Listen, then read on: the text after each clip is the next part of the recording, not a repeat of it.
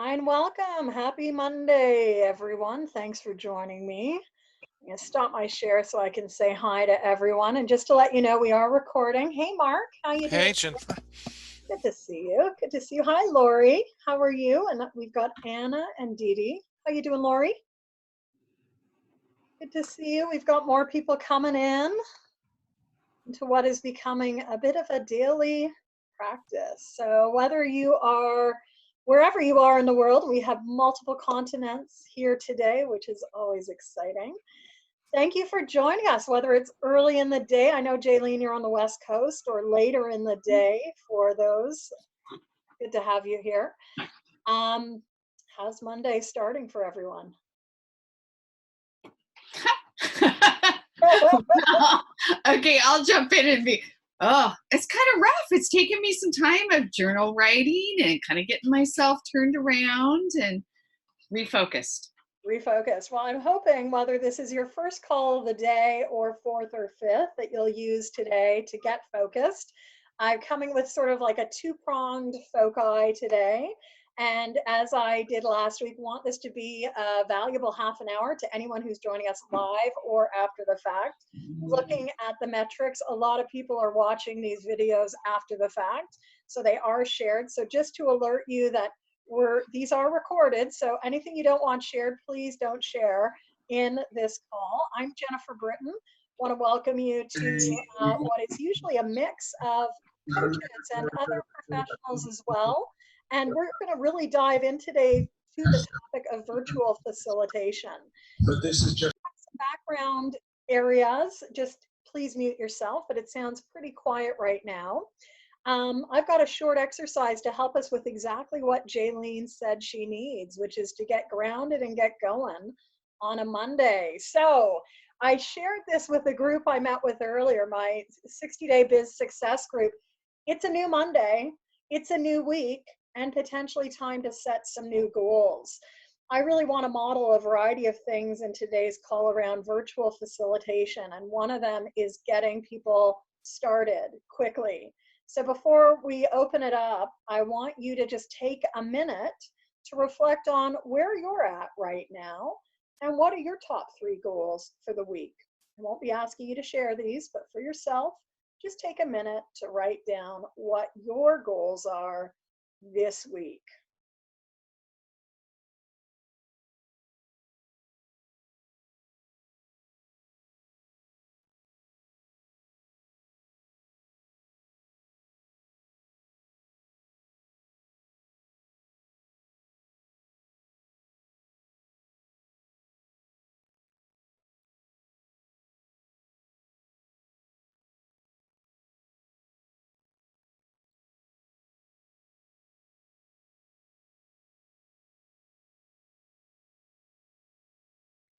So I know from looking at names, many of you are coaches, some of you are leaders as well. This is a practice we probably want to invoke, at least for the time that we're working remote, right? Working remote as a team, as a business, can be a little different. And I think most of us come to a Monday morning feeling a little like, ooh, what's this week going to hold? So in addition, I'd love to invite you, given that we're focusing today as well on virtual facilitation, I'd like to invite you to pick an icon that might also represent some of the energy of the week. Above this new Monday, new week, new goals, there's a variety of different icons there. And I'd like to invite you to grab your annotation pen. You don't have to share with us verbally, but like choose an icon that's going to frame out some of the energy of your week. For me, it's about visibility. I've got a lot of conversations planned this week, so I'm picking the microphone. Some others might pick something a little bit different, but just share with us using your pen and annotation, which is typically found, if you don't know where it is, it's typically found at the top of your screen, may show up as a view options, or it may show up as annotate. And once you get that view options drop down, just click on it. Click on over to annotate. We've got people that are looking for, it looks like an energy source, others that are wanting a bit of a light bulb. So I said I picked the microphone. No right answer here, But as you get started into our call today, just grab an icon. Share with us your icon of the week. Maybe you want to be listening in, zooming in, plugging in. As we know in coaching, metaphors play a really key role. Photographs, images, icons create their own story with just one graphic. So with that, I want to welcome all of you here. If you haven't found Annotate yet, that's okay. You can also share with us in chat. I want to go back to our main screen just for a moment to see just what's brought people here. What are the things that really made you invest some time on a Monday morning? You can either share with us via chat or also by voice, because I do want to bring some voices in. I have a couple of slides planned around virtual facilitation. Every day we've done a bit of a different theme. Last Monday we started off looking at trust and connection. So critical in this moment where for our clients, it is key to be able to actually connect in with each other. We also then moved into talking about different tools available and icons and visual anchors. So I have to say, really great to see so many today with all your backdrops that I might not usually get to see. What's drawn you here around virtual facilitation? That's our topic today. We've got a good 24 minutes to cover the lay of the land. What's your biggest question around virtual facilitation? Because if you look out, everyone's talking virtual facilitation right now. How do I move my classroom-based into the virtual world? How do I move my in-person events to virtual? And as most of you know, this is a way I've been working, like many of you, for the last 16 years. I think really anything is possible if we get creative. So burning questions, share with me. You can either unmute your mic, and that way I'll go to you, or you can just go to chat. What's one thing you need out of today's call? Maybe it's just figuring out, how do I do this? Or what do I need to do? We have someone who'd like to share their question first. Well, I'm always willing to share first. I love Jaylee. Jaylee, go ahead. And then someone else can go next. So I took a couple of Jen's classes recently. I have the book, Jen, and I'm getting ready to offer tomorrow my first, and I'm offering it's a free coaching group for people who want to help us support and connect with each other during this time. So I think here's my burning question. My burning question is, how do we use a coaching group to help people do both, helping them feel what they're feeling, but also helping them take action based on that and not just wallow in the feelings of it? Mm-hmm. Such a great question. We've got, expert coaches on the line, but I think, we always want to meet people where they're at. And if you've ever done mentor coaching with me, you'll recognize this signal, because in coaching, we coach for action and we have to coach for awareness. Awareness or action without awareness is actually moving people probably too quickly. So every person, every human being is going to have a different balance of that balance, an imbalance of action and awareness. The challenge with groups is, how big is your group, right? We're an optimum group size. We're still big enough that there's some diversity. If we were a coaching group, you could meet others in a breakout, but it's not super, super big. Again, like, we want to hold the truism of group coaching, no more than 15 people. So I would encourage you, and this is where, just like I did with our warm-up exercise, how do you want to welcome people in? Is there a short exercise which gives people a pause to stop, to think about, where am I? Or think about, what do I need to focus on this week? What I've noticed even today in working with people who are regularly virtual, asking the standard question of, what are your 3 focus areas this week, is harder than usual. It takes longer. And so again, we want to meet people where they're at. Maybe that's a question you put up for a minute, 2 minutes.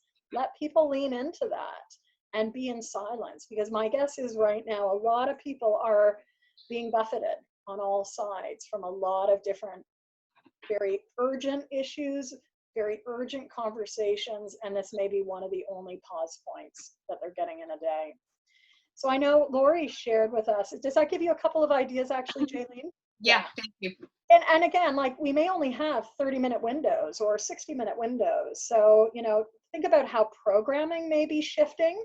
I was saying to a group this morning, instead of like a 6-month coaching process, there might be 14-day coaching processes as people are stay in place or quarantine or self-isolating, whatever language we're using. And across the world and across cities in the world, the languaging is so different. So, is this a daily group? Many of you have been here now a couple of days, but like every day can feel like a week.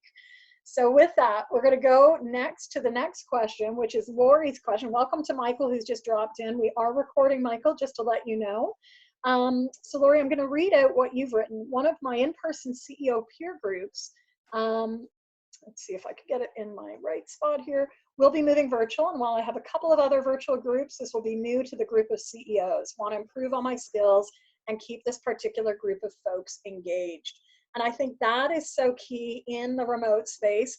How do we change the pace? And one of the things we know about pace is you've got to keep it moving. So you've seen in our 8 minutes, 11 minutes that we've been together, you've had an activity, you've had an icon, we've been here. Now I'm going to switch out of our Hollywood Squares view and move into, ta-da, a different view. So to Lori's beautiful question that was not planted, she asked, like, how do we keep this engaging? And just a reminder that there's so many different types of virtual events that exist in the world. This is what I looked at 3 years ago in Effective Virtual Conversations. We can have virtual events that are one person, self, or peer. So your peer learning practices, from coaching groups to masterminds to CEO groups. The principles are the same, right? I want to really reinforce, keep it simple. The complexity is not only in the group, the complexity can also be in this platform. So how are we leveraging the skills rather than getting too stuck on what this work can look like? I just wanted to show this, not to overwhelm, but just to say there's a range of different types of programming and things that are being called virtual right now. So again, because we have almost 6 billion people moving virtual at this moment, one moment in time, I think we need to get really specific. Is this an on-demand format, like you'd see at the top, where it's just like come and be passive? Or is this an interactive dialogue conversational space? So before or when we're putting things out, I think we really need to set expectations. As coaches, we know that that setting of expectations is so key. So in any marketing, any communication, let people know, is this an interactive call? Is it a live call? Is it 5 people or 500 people? Is it being recorded? These are just simple best practice things that we want to do before people even jump in to a call. So to the question that I think Lori precipitated, like, what are the skills? Like, there's a whole toolbox of skills. This comes from page, I think, 71 of Effective Virtual Conversations. We need to do everything from creating the context. What's the purpose? Again, what is that frame in which we are having the conversation? And if we are going to go into virtual coaching, do we have the trust, safety, and connection? We talked a little bit about this last week. We also want to make sure that we are looking at, and that's so trust, safety, and connection, I liken to being a triad. That's the term I use. Like, if we have no trust, how does that impact safety and connection? If people don't feel connected, how does that feed into lower levels of safety and trust as well? So I know I'm belaboring this point a lot, but this, I think, is the difference between people coming, opening up, and coming back time and time and time again. So go to the basics. We want to create the context. We want to use great listening, communication skills. If you're a coach, a facilitator, a leader, probably you've already been honing these skills in listening, questioning, and just notice that communication is all about clarity in the remote space. Are we checking that our messages are being understood? Are we using different channels, right? A lot of people are going back to the phone. We can't beat the phone. If you don't have people's phone number, go back to ask them and find the phone. Beyond that, we also have some very practical, like, tool and process toolkit items. It's going to be beyond today's call, but maybe we'll have a few minutes just to share resources around where do you go to look for great virtual facilitation tools. Everyone's going to be needing them. And this happens also against the backdrop of our development and who we are as a facilitator. So I want to bring your voices back in the room. What I'll do this time is I'll leave this up and I'm going to ask you to just share via chat. Okay, chat you can usually find on Zoom at the bottom bar. Share via chat one of the core skills you want to put attention around this week, right? Like there's 50 skills here. Let's zoom into one. And what's the one area you think you could get better at or be more purposeful around this week? And once you've got that in your brain, share with us, because I'm always curious to see across a group what people want to focus on. So you're going to share this in chat, pick a skill. Most of them are pretty, hopefully, self-explanatory. What's the skill you want to focus on? And I'll start reading these out. We've got listening, prioritization, we've got graphics and visuals. And actually Thursday and Friday's call were really about graphics and visuals, keeping it simple, managing complexity, activities. All right, and a couple more coming in as well. Engagement. Thank you, Kanchan. And I would say a little bit on engagement, because here's the difference. We are competing in the virtual space with so many other things. Kids outside our rooms who probably need care, so let's make sure they're looked after. But like we also have like other things coming up on the screen. So engagement is key. We know what will happen if people aren't engaged. They're just going to disconnect. So best practice would be try to make sure that you are using your screen all the time, getting people to share if they can with bandwidth. Again, we don't know where people are calling in from. The other part of the equation is tools, having that robust toolkit. And so I know many of you already work in the virtual space, and if you don't, you coach or you facilitate face-to-face. I think it's useful for us to be reminded of like some of the tools that we have already in our back pocket. Okay, so like what is one tool or practice you like to use to stimulate conversation? That's the question. What's one tool or practice you like to use to stimulate conversation? And to get these ideas, we're going to build onto this slide. There's a little bit of white space. So I'm going to ask you to pick up your annotation pen again, which we used at the start of the call, and share with us, not all at the top, put some people to the bottom, share with us one of the tool resources you know works really well in stimulating conversation. It might be a couple of words, but what's something you like to use as a facilitator, as a coach, or as a leader? We'll get you to pick up your pen with annotation. If you don't know where annotation is, use chat again. I know we've got some amazing wisdom in this room. Let's get some like resource suggestions. So we've got breakout groups. I'm going to put some of my favorite websites on. If you have favorite websites, turn to them, share them with us.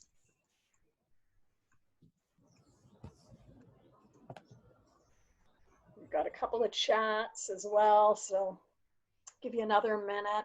So the tool for annotation, if you haven't found it yet, you're going to look to the top of your screen, close to where you see that you're viewing Jennifer Britton's screen, and you may see an other options or annotate. If you see other options, click on that button and download it, and you should then see annotate. Once you click annotate, you're going to get a whole new line where you can draw, you can do text, you can type. So a bunch of you have said visuals, excellent, like visual anchors, so key in this space. A number of you are also saying breakout groups, and I would encourage you to think about how do you bring voices in. We're not going to do that today, but we will do it another call day. And we also have some people talking about ourselves as facilitator. So ourselves as facilitator, important tool, right? We don't have to come to a session with a huge toolbox. How are you showing up with your presence? How is your presence calibrating with or dissonant to the groups that you're working with. I've been on calls now for several hours, so I'm sort of in my flow, which might be different than a group that is just starting off their day. So really be reading the room virtually. You can read the room more in that Hollywood Squares view where we started, and we'll go back to that in just a minute. I love the fact that some of you are finding the arrow function, which exists. Dee Dee, you use that, and Dee Dee's pointing us to inquiry and reflection. Just like I did at the start of our call, can you ask a question and get people to actually pause for a few seconds? Don't hesitate to grab your clock, your timer, and set it. Virtual can be hands-on, and it can also be experiential. So we've got Mark pointing to creating connection. We had Kanchan pointing to engagement. Just a reminder, like there are multiple engagement tools in the virtual tool chest, from breakout groups to annotation, which we've been using. Also polling. I haven't done polling or showed polling, but you've got a polling function that most platforms can activate before you get on the call. Okay, so polls are not something you can do on the fly. They're something you probably need to pre-populate, whether you're using Zoom or WebEx. There are also some fun polling apps. So, you know, I don't talk about these a lot, but Kahoot, albeit it's often used in the education sector, Kahoot's a really fun quiz-based way to poll and engage with the audience. That might be appropriate.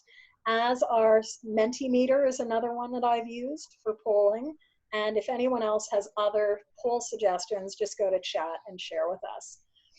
Before we go to our sort of like the other view, which is really also key for engagement, just notice we've got some of you working on goals and priorities. I've added 2 websites that I, after all my years as a facilitator, which is now like 30 years, I still go, I need inspiration. So like I go to wilderdom.com, which comes out of the Australian experiential education world. And that is hosted by an Australian outdoor educator. He made an amazing mark by sharing links to over 200 group activities that you can do. Now, all of those will need retooling for the virtual space, but with some creativity and ingenuity, I think we can really look at how do we move the classroom-based or the external world into the virtual space. And that's been a big part of the work I've done now for more than a decade, not just with coaches, but with a lot of organizations, helping their teams look at how do we move classroom into live interactive conversation like this. The other one, many of you are working in the business context, so check out businessballs.com. That's one of my favorites, and they've got a great sort of listing of different tools. Again, think about how you use whiteboards, slides, breakouts to have the conversation. So I'm going to stop our share. Thank you for building some, some learning here that's beyond me. Use your chat rooms liberally and make sure that you are also taking some screenshots of this. So what do you make of that? I think, is that a coaching question? What do you make of that? Or maybe it's just a statement. What do you make of that? I'm going to stop our share. We've got a dozen people here today. I want to hear some voices. Cindy loves seeing people, it looks like. Like, what's the learning that you're taking? What's one thing you can actually practically incorporate into your work this week? It's great to learn, but it's more important to practice. So what is the one thing? We know Jaylene, who actually, I'm going to start with Jaylene. You can always pass, and you can also put it in chat, but let's get some voices in. Jaylene, you've got a group starting tomorrow. What's one thing you're going to make sure you do? Create safety, trust, and connection. Yes. And if you're coaching, we need that safety, trust, and connection in order to really have a conversation. Just put up your hand if you're willing to share a comment. Kanchan, go ahead. Over to you. Jen, you're fantastic. So thank you. You are all fantastic too. I have to say is it called annotate? Annotation. See? Well, I'll start out learning how to say it first, and then it's great. Part of the 2 things. One is that that's the lovely practical tool. The second thing is that the basic philosophy of making sure everything's moving, keeping it moving, doing different things, keeping them engaged. So thank you. Yes, my pleasure. And again, like our pace was probably faster than for people who might not be as up to speed with virtual, but you still need to keep it moving and Okay. provide those connection points as you go. I'm just going to mute Lawrence's mic there. Okay, Lawrence is off. We'll go to Cindy. Over to you. Good to see you, Kanchan. Over to you, Cindy. Well, Jen, you're such a good role model. And I think for a lot of our clients, this is, at least mine, especially in like manufacturing, this is their first time doing virtual things. And even at the, you know, the senior director, mill manager level, it's unknown to them. And so just getting that skill down of being fluent and making them feel comfortable creating all that safety is, I think, just key. So, you know, word of caution, you would probably not use all of these in No. a call, right? Like, just word of caution. If you're working with a very technically savvy group, like, yes, you can bring it in, but we want to meet people where they're at, not overwhelm them. So be selective with the tools. Maybe we can get one more voice in the room, and we've got a chat as well. I'll just go to the chat for, looks like Kitty. That is going to be annotation as well. And you can also change your own name. If you don't like your name, and you could be anyone in the virtual space, literally, you can also change your name on Zoom. There are 3 little buttons at the top of your screen. And everyone looks up now. Just notice that as you click those 3 little buttons, you've got some control over how you are named on your own screen. So, any final comments or words of wisdom? I want to thank you for joining us. It's been so good to see familiar and new faces. So spread the word. This isn't quite lunch, but I've got calls most of the day. Tomorrow's call, Tuesday, is going to also be at 11. It will be a totally different topic. And these recordings are going into the open space of YouTube. So if you haven't found my YouTube channel, it's either Jennifer J. Britton and/or Effective Group Coach. And we've been referencing Cindy. I think you have no, it wasn't Cindy. Who had a copy of my book? Jaylene, a lot of this comes out of Effective Virtual Conversations, my 2017 book. There's a website of the same name. And I would say every Monday for the last 3 years, I've been sharing an effective virtual conversation tip over at my daily blog, which is called Teams 365 at potentialsrealized.com. So you can access 133 tips, I think, on virtual conversations. Use them. The world needs us to have better conversations because 6 billion of us almost have gone virtual overnight. So thank you. If I'm just meeting you for the first time, let me know what you enjoyed, and I'll hope to see you tomorrow here in Zoom. Take care, everyone. Have a good day and a good rest of your conversations. Ciao.